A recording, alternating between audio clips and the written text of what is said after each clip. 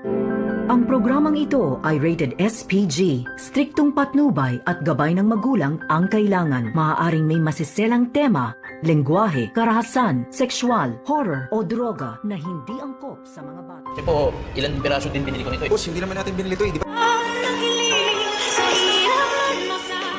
Pinuntahan nga agad dito ni Lynette ang sinasabi ng lalaking ito kung saan ay naroon nga itong si Irene. At agad na kumpirma dito ni Lynette ang carpet na pagmamayari nga dito ni Carlos Binetes. At nagtanong itong si Lynette dito sa mga lalaking kanyang nakausap na kung paano daw napunta doon ang carpet nila.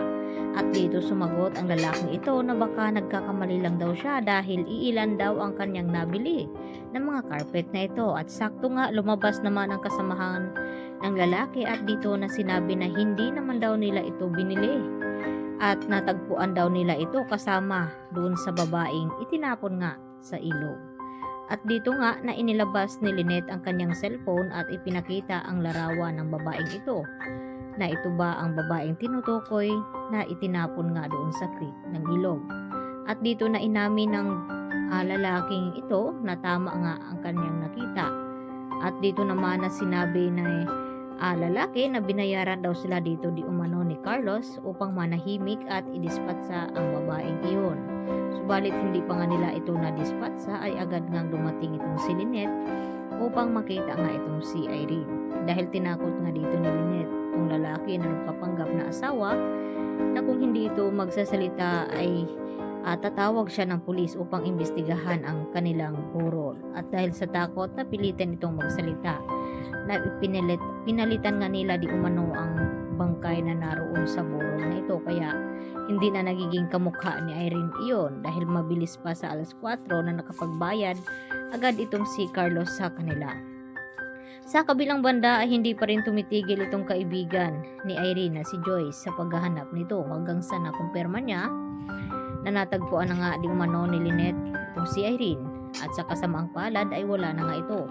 At kinalulungkot naman na malaman ni Joyce na kung bakit humantong sa ganun ang kanyang kaibigan na alam niya na mabait naman daw ito at wala nagiging kaaway, o malabo naman na sinabi ni Carlos na hinahabol daw ito ng mga inutangan niya dahil hindi naman daw nabaon sa utang itong si Irene.